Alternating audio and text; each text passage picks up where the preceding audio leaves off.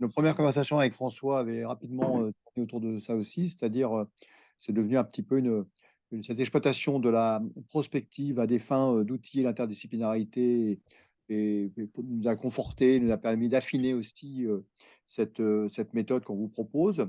Donc, on va faire un focus sur la CAF pour que vous compreniez mieux d'abord de quoi y retourner et en quoi certaines choses pourraient être transposables.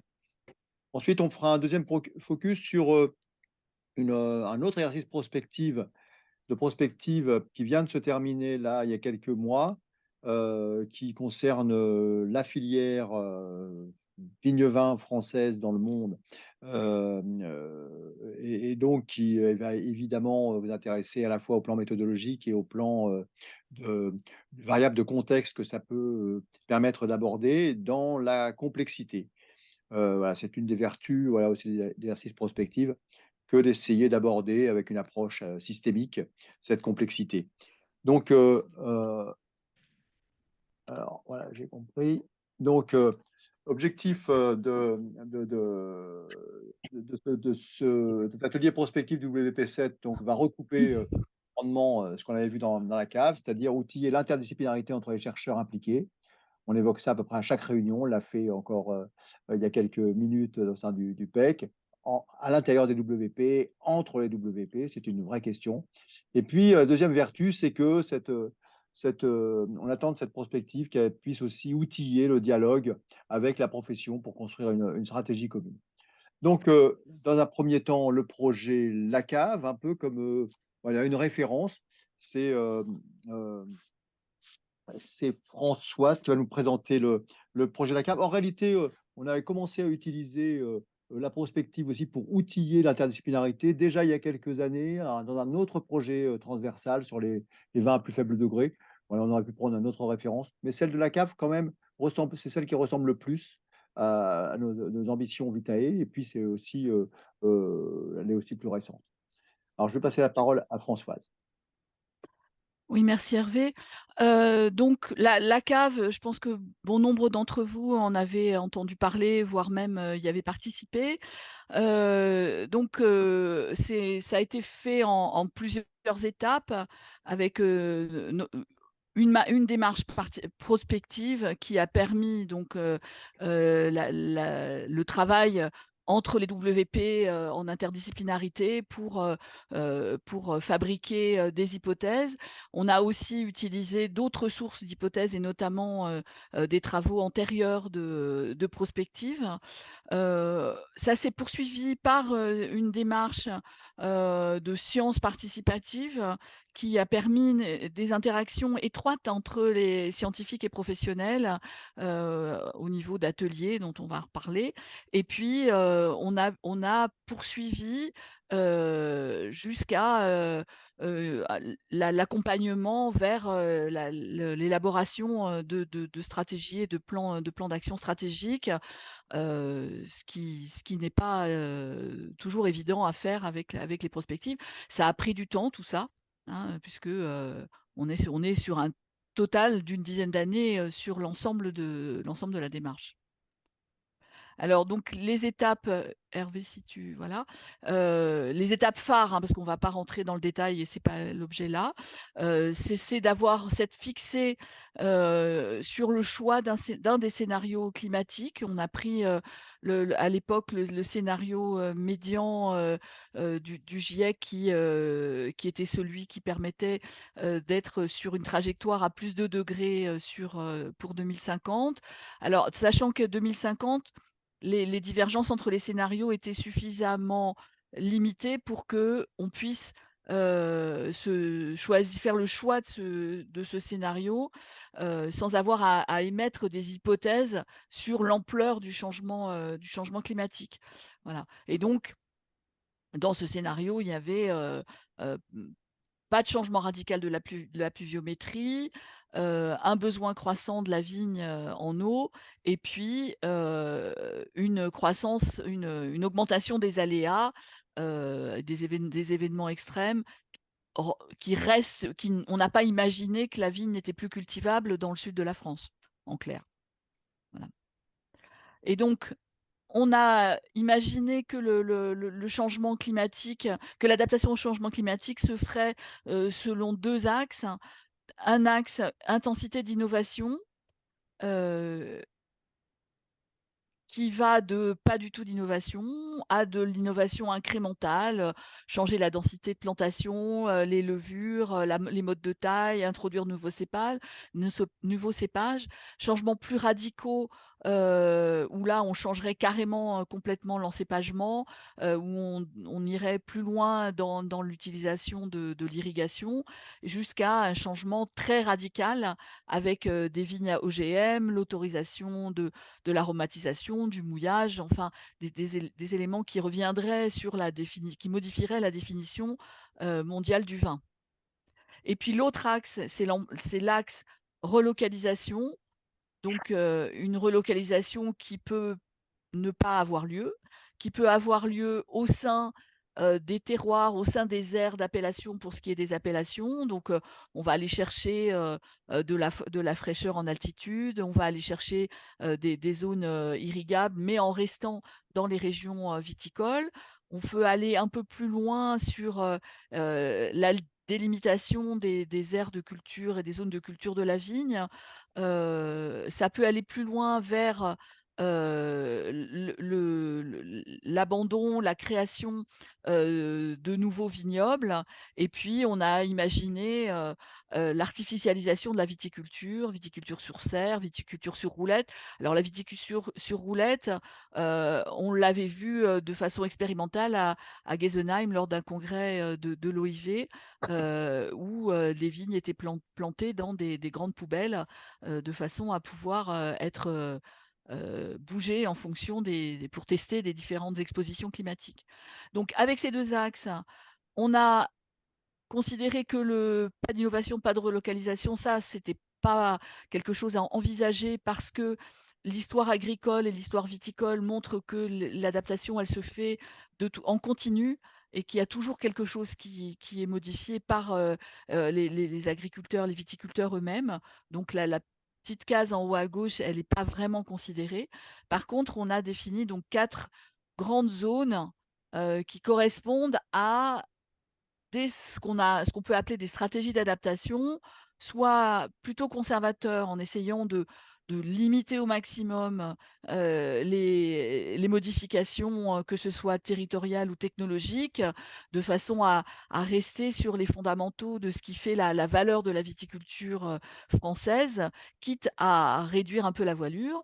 Heu, une stratégie plus innovative qui va aller chercher, heu, du côté de la recherche et du côté des innovations, les moyens de ne pas bouger, les moyens de rester sur les mêmes territoires, en palliant les impacts du changement climatique par l'innovation. Une stratégie qui va être, au contraire plus nomade, c'est-à-dire qu'on ne touche pas à la façon de faire le vin, mais par contre on va chercher à les terroirs là où ils sont maintenant. Si le terroir champenois, se retrouve, identifiable en Belgique ou en Angleterre, eh bien, il faut aller faire de la même façon, du vin dans ces territoires-là. Et puis une stratégie, qualifiée de libérale, même si à l'usage, on s'est rendu compte que ce terme-là, était pas forcément génial parce qu'il induisait des positionnements, politiques, qui pouvaient, nuire à la prise en compte du scénario. En tout cas, un scénario où on ouvre plus largement et côté technique et côté géographique. Donc ces stratégies et les chemins qui y mènent, ont constitué ce qu'on a appelé des scénarios. Et ces scénarios, ils prennent en charge, différents questionnements, en matière de contexte général, de contexte vitivinicole, international, local, national, et puis de façon de gouvernance de la filière, et de conséquences sur, la filière et ses performances. Donc tous ces éléments qui sont pris en charge dans les scénarios sont pris en charge. On retrouve tout ça dans les scénarios. On va retrouver des questions de financement, des questions de planification de l'espace, de politique de santé, etc., des questions d'étiquetage et de définition du vin. On va retrouver des questions d'attitude des consommateurs sur l'évolution du goût du vin, de gestion du risque agricole, etc. On va retrouver toutes ces questions-là, mais à chaque fois, à l'échelle à laquelle on se projette, 2040, 2040, voire un peu plus, on ne sait pas dans quel sens ça va se produire et donc à chaque fois, on a plusieurs hypothèses sur chacun de ces thématiques. Donc pour illustrer ça, par exemple, sur les questions de réglementation européenne et de pratiques œnologiques, on peut dire que, dans l'UE, dans le monde, les pratiques œnologiques se libéralisent et donc l'aromatisation, le mouillage sont autorisés. Il n'y a pas de raison que ça ne se passe pas puisque, l'eau, c'est pas un poison, les arômes, on en trouve dans les yaourts, donc tout ça va très bien. Ou alors, dans l'UE et dans le monde, les pratiques œnologiques demeurent spécifiques et restrictives. On considère que la valeur du vin, elle est liée à sa définition et donc il ne faut pas ni mettre de l'eau, ni mettre d'arôme de framboise. Voilà. Donc les 2 branches de l'hypothèse sont tout aussi, plausibles et on va avoir des scénarios qui vont mobiliser plutôt un côté ou l'autre. Voilà. Donc, je pense que c'est pas la peine que je cite d'autres exemples, mais sur tous les thèmes, on a à chaque fois plusieurs possibilités et c'est la combinaison de ces possibilités qui va être plus ou moins favorable à ce que la filière s'inscrive dans la stratégie conservatrice, nomade, innovante ou plutôt libérale. Donc, une fois qu'on a écrit tout ça, écrit ces scénarios, les chemins qui mènent vers les stratégies. On a organisé à l'invitation des centres de recherche parce que c'était, le bon on a considéré que c'était la bonne façon d'entrer dans les régions, donc avec les interpros, mais à l'invitation des centres de recherche, des réunions de restitution, dans les différents, dans les grands, bassins viticoles, donc qui se sont, étalés entre, novembre 2016 et février 2019, donc qui ont réuni heu, plus de 400 participants et qui ont permis de mettre en discussion tous les scénarios. Donc, dans ces réunions, on a fait travailler ensemble à la fois des représentants de la filière professionnelle, viticulteurs, négociants, aussi des gens de la R&D, des techniciens et des chercheurs. Donc les gens, étaient, on a invité largement et venaient qui voulaient sans chercher à avoir une représentation, des organisations, et cetera. Enfin une représentation, je veux dire, dans le sens représentativité des organisations. On a, avec le numérique, pu organiser des débats et une production sur, avec des réunions qui ont pu aller jusqu'à une centaine de personnes pour certaines de ces réunions. Donc des débats qui ont été saisis au fur et à mesure sur des tablettes qui nous ont permis de recueillir tous les verbatims et de faire aussi en séance un retour aux participants. Ensuite, donc les journées, elles étaient articulées sur 4 temps, journée complète, présentation de contexte, expression des réactions, sur chacun des chemins, donc considérer chaque chemin et se dire quels sont les enjeux et les conséquences, pour le vignoble en général et plus particulièrement pour le vignoble de la région dans lequel se déroulait la réunion. Ensuite, des votes individuels sur les attitudes stratégiques. Je crois qu'on explique les attitudes stratégiques juste après. Et puis, proposition d'action en cohérence avec ces attitudes stratégiques. Non, vas-y, vas-y. Les attitudes stratégiques, donc c'est cette stratégie, ce scénario me plaît, je pense que c'est par là qu'il faut aller. Et donc, je pense qu'il faut agir dès maintenant pour que ça arrive. Ça, c'est la proactivité positive. La proactivité négative, il faut agir pour empêcher ce scénario qui ne me plaît pas du tout et qui serait une catastrophe. La réactivité anticipée, c'est ben, je ne suis pas sûre qu'on puisse ni empêcher ni favoriser, mais il faut se préparer à ce que ça arrive. hein, voilà, il y a certaines options, dont on voit qu'elles sont déjà un peu enclenchées, donc il faut se préparer pour en tirer, profit, hein, pour que ça fasse moins mal si c'est pas souhaitable vraiment, mais ou pour que ça soit vraiment favorable si c'est plus souhaitable. Et puis une attitude de veille, je pense que ça va arriver, mais peut-être plus tard. Je peux pas me positionner tout de suite, mais je pense que il faut se mettre, donner des outils pour suivre parce que la veille, c'est pas quelque chose de passif et puis aussi aucune attitude. C'est possible que les gens réagissent en disant: «Oh là là, vous avez bien fait de bosser, pendant tout ce temps, mais franchement, ça n'a pas beaucoup d'intérêt». Donc le vote, on l'a a permis de montrer, heu, un choix assez fort vers, la stratégie innovante. La science va nous sauver. Voilà, alors, voilà, donc ça c'était le vote, le plus clair, mais va nous sauver et nous permettre de rester là où on est.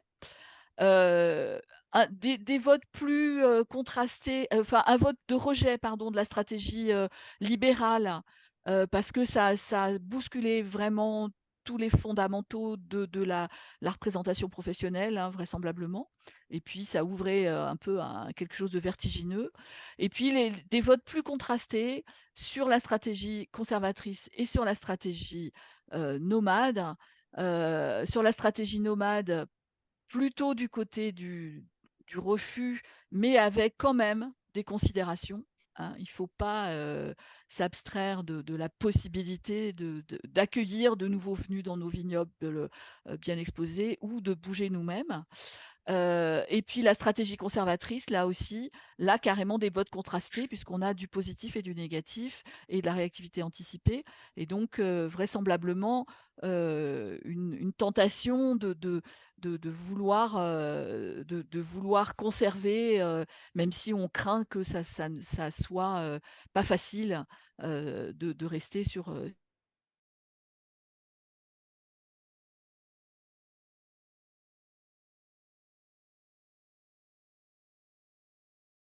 nos appuis. D'actions qui ont été faites en cohérence avec ces différentes attitudes stratégiques. Donc on avait, je sais plus le chiffre, c'était plusieurs centaines, milliers de propositions, 2700 de mémoire ou un truc comme ça. 2 700 Ouais. propositions d'actions, donc une grosse quantité une production importante qui a été, retravaillée, notamment, avec la recherche et les organisations, professionnelles, donc qui ont permis de produire, un plan d'action pour la filière qui a été présenté, au ministre, en août, 2021.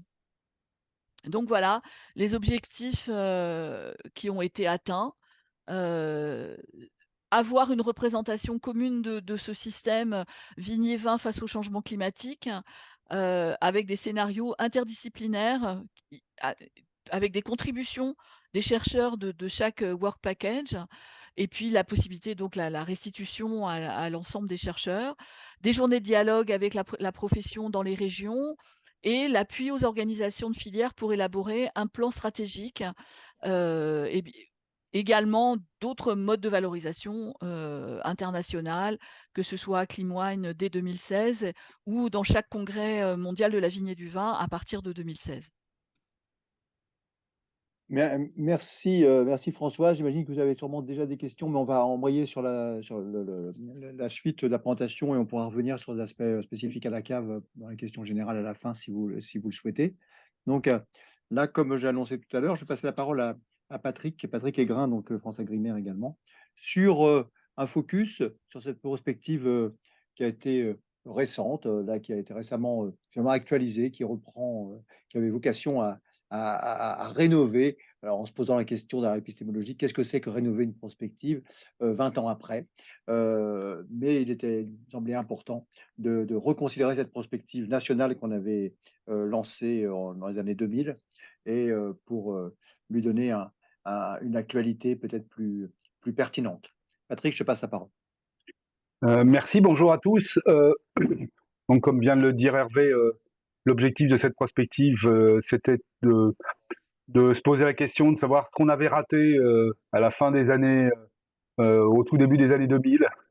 Et on se rend compte que quand on regardait, on avait raté, par exemple, pas mal de choses sur les nouvelles technologies de l'information et de la communication, pas mal de choses sur l'environnement, etc., etc. Donc, il y avait des choses à réactualiser. Et on avait fait pas mal d'exercices en déclinaison de la première prospective qui avait été menée au sein de l'INRA à l'ex-DADP, sous la direction de Michel Sébillot.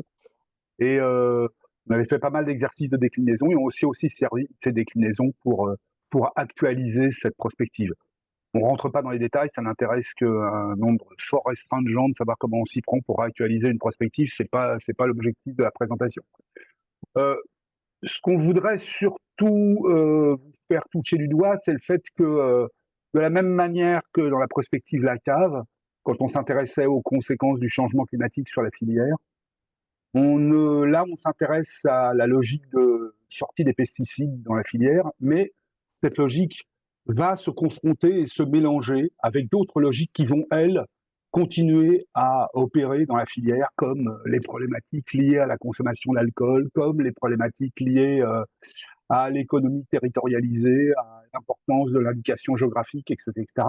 Et donc, on ne va pas avoir simplement un système où on va pouvoir distinguer de manière, ou isoler de manière pure, entre guillemets, la problématique de la sortie des pesticides des autres éléments qui font bouger le système. C'est un peu ce que représente le schéma sur cette diapositive. Voilà, on peut passer aux diapositives suivantes.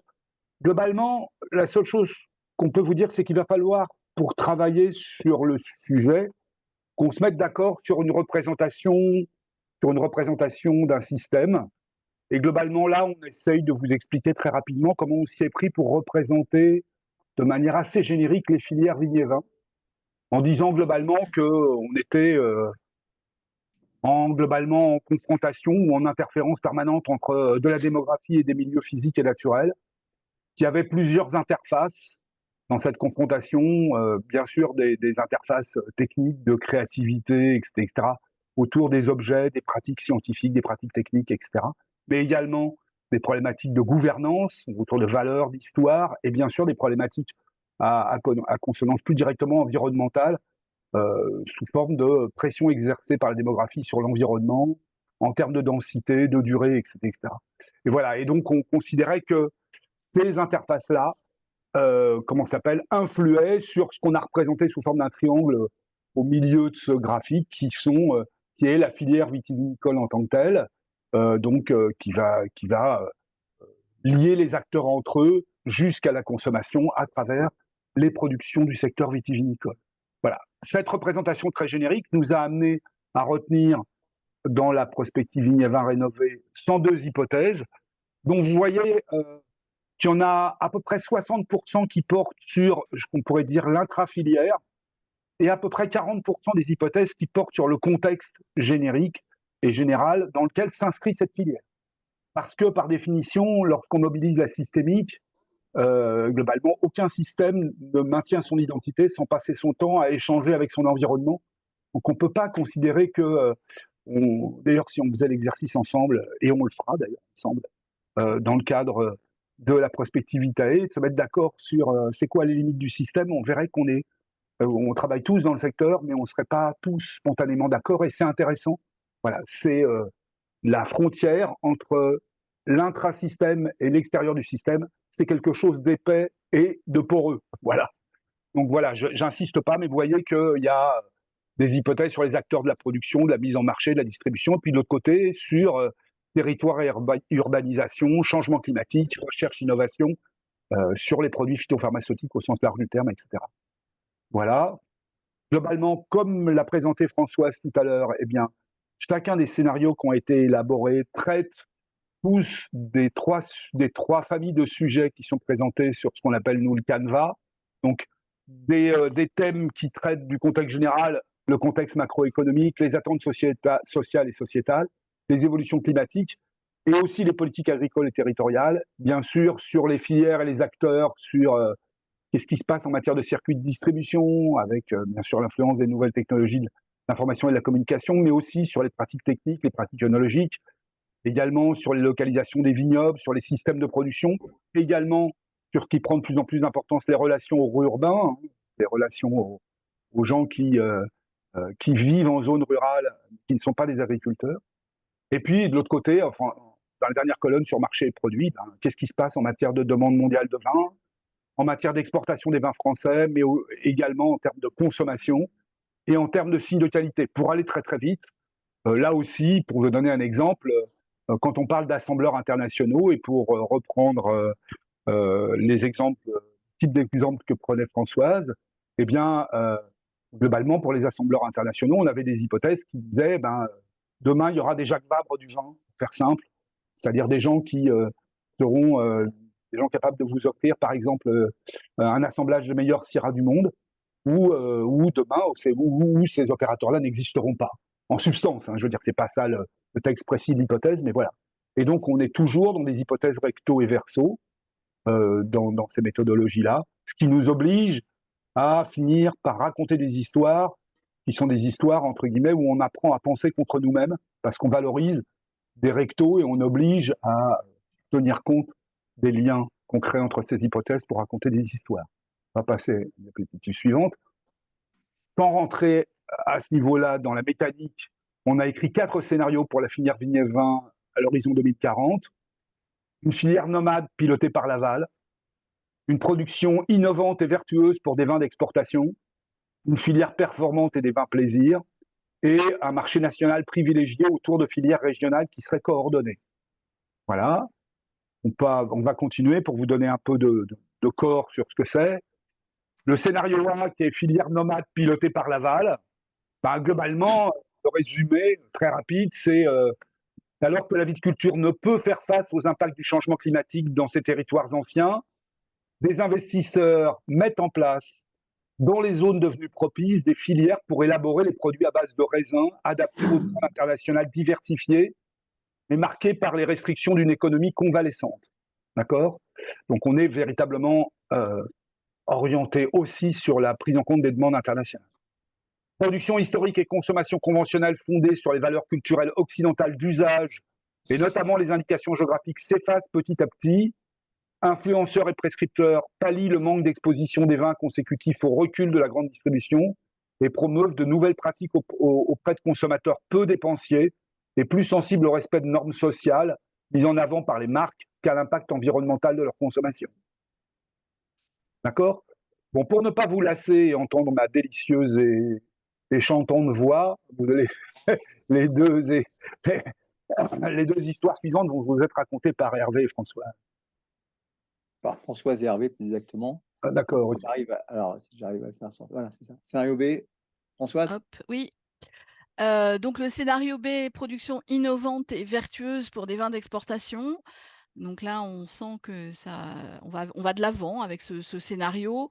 On est dans un scénario où il y a eu tellement de crises économiques et financières que le libéralisme marque le pas. Et donc, accords douaniers, pratiques œnologiques restent restrictifs et excluent toute activité d'assembleur international de vins de diverses origines. Mais les innovations associées aux techniques de communication électronique servent la filière à la vigne, à la cave, au négoce, pour la prise en compte des attentes sociétales. Donc, la traçabilité accrue, encore moins de résidus, des canaux de distribution plus courts, des acteurs spécialisés dans le e-commerce qui prennent des parts de marché au circuit physique. Mais ni ces canaux de distribution, ni les acteurs de la filière ne disposent des moyens et savoir-faire pour redynamiser la consommation nationale du vin, alors que le désinvestissement de la grande distribution diminue les occasions d'exposition des vins aux consommateurs. La grande distribution, elle s'est retirée du secteur, et comme c'est quand même là où le consommateur était le plus souvent en contact avec les vins, ça fait un grand trou en termes de consommation nationale. L'image en France, l'image du vin n'est pas valorisée par un marketing et un merchandising efficace. Et donc, il reste un produit juste culturel, de qualité de vie, mais qu'on ne consomme pas. On en parle, mais on n'en consomme pas. Et la viabilité économique de la filière se retrouve donc dépendante fortement de l'export. Alors, quelques mots sur le résumé du scénario C, qu'on appelait la performante et le vin plaisir. Là, on est dans un contexte économique qui reste difficile et un fonds d'image sanitaire du vin qui a été parfois encensé, mais qui est là, qui se trouve dégradé et qui repositionne le vin dans une sphère un peu particulière, celle qui inclut les drogues douces licites. C'est-à-dire qu'on considère qu'il n'y a pas de société sans drogue douce et que finalement, bah, le vin, pourquoi pas, quoi. Bon, on n'est pas très loin de la marijuana.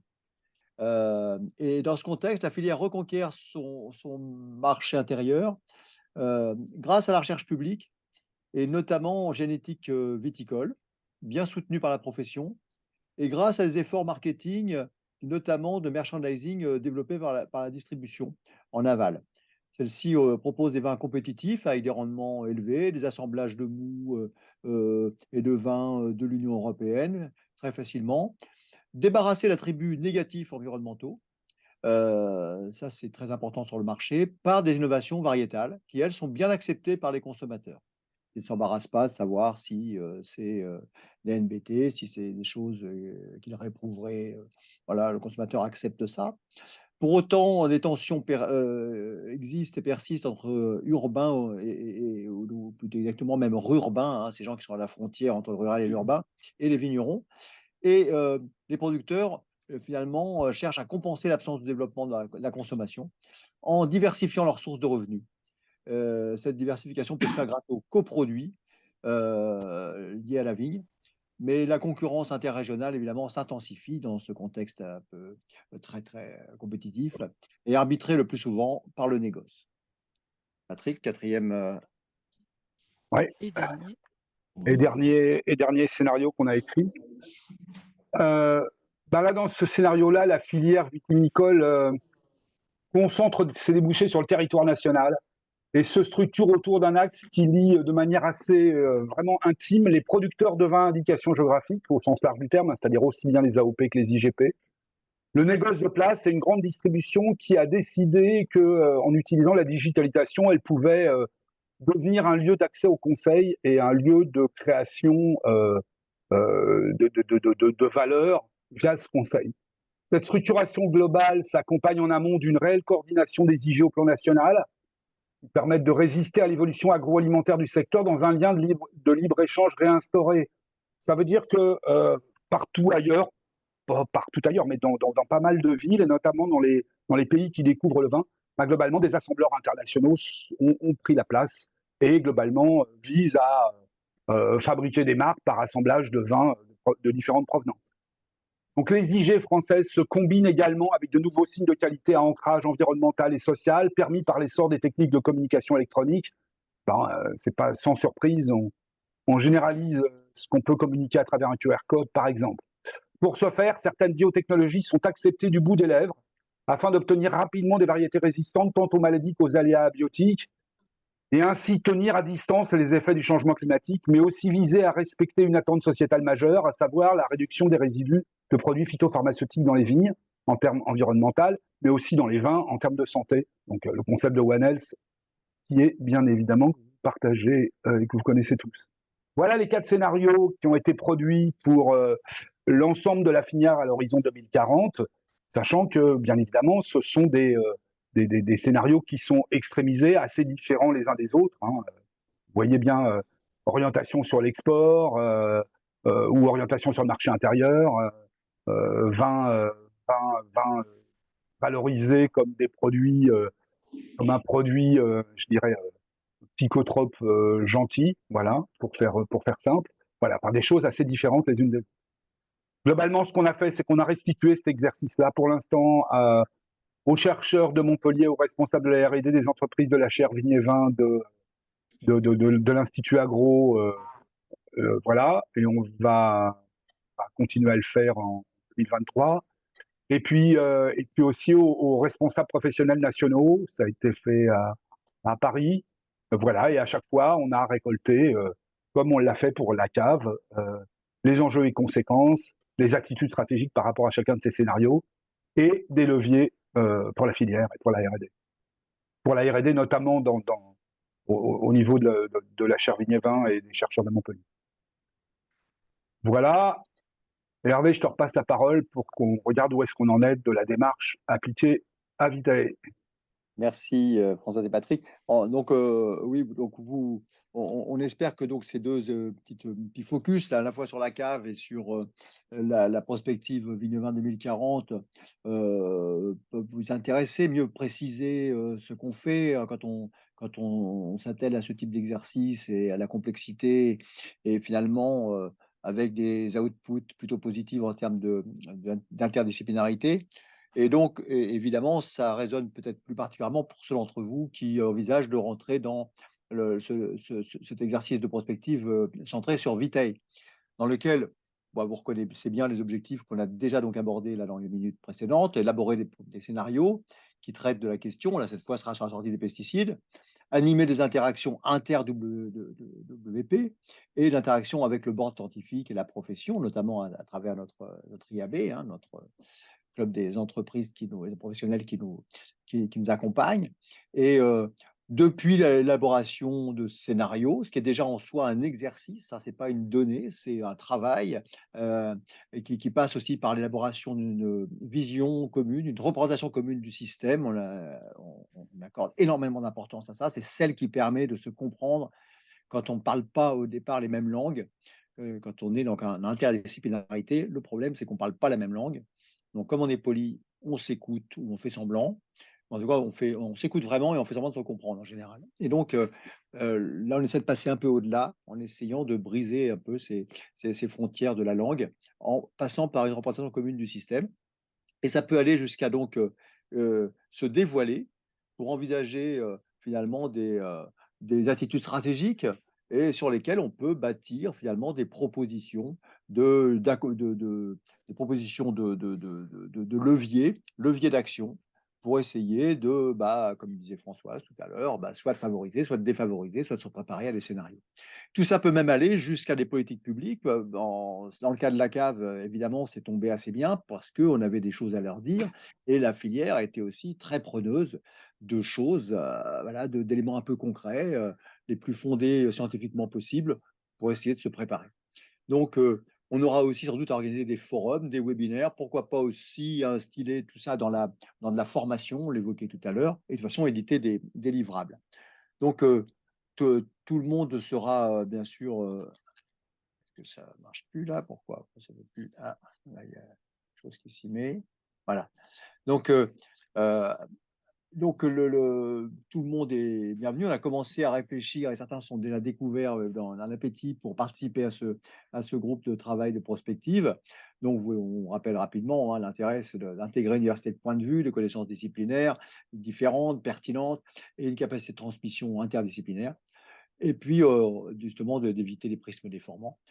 Pour ça, bien sûr, notre panel professionnel est également le bienvenu. D'abord parce qu'il apporte en termes de connaissances également, et puis en termes de facilitateur de rapprochement avec la présentation qu'on peut se faire dans ce monde de la profession, ou les mondes de la profession, qui ne sont pas toujours totalement superposables au monde de la recherche. Donc, l'organisation de base avec des cellules d'animation, du pilotage, on a déjà présenté tout ça.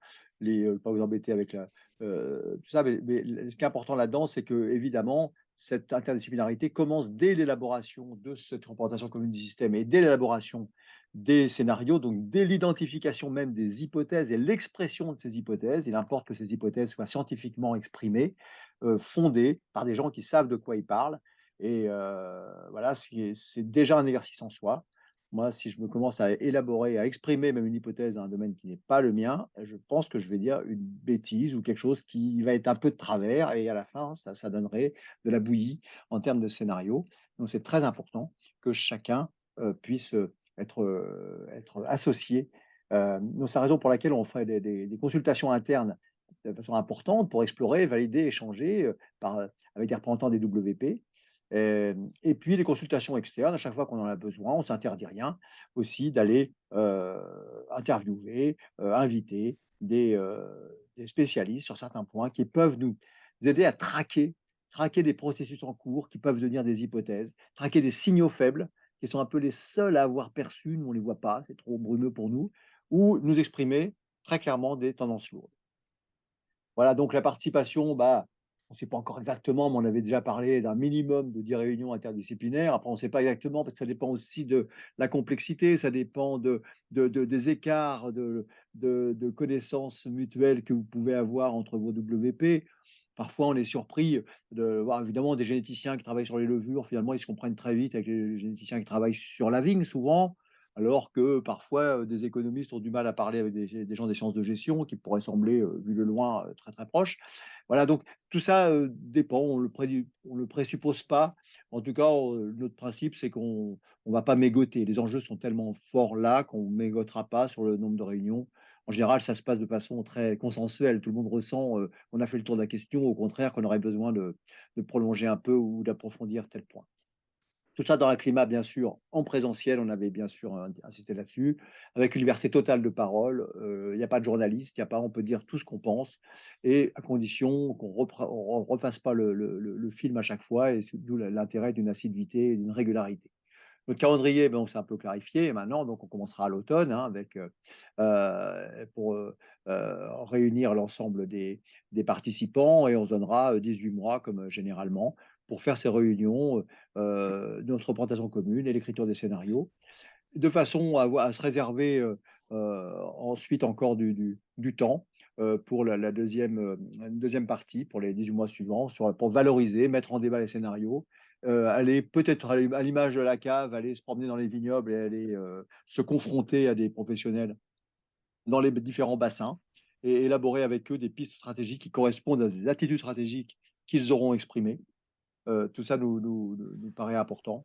Que on peut même rêver qu'éventuellement, comme dans le cas de la cave, ça puisse tout ça constituer des propositions d'intrants pour servir les politiques publiques. Alors, on a déjà identifié en fait des gens, j'espère on a peut-être déjà oublié des gens, mais enfin, on a pris des notes lors d'un dernier séminaire. On s'est aperçu effectivement qu'il y a il y a déjà des belles participations de, de, de la plupart des WP, mais on a encore un petit peu des manques. Il faudra peut-être on a un schéma qui est de deux responsables ou de représentants par WP, tout ça est très très soviétique. C'est pas sûr que ça se passe comme ça.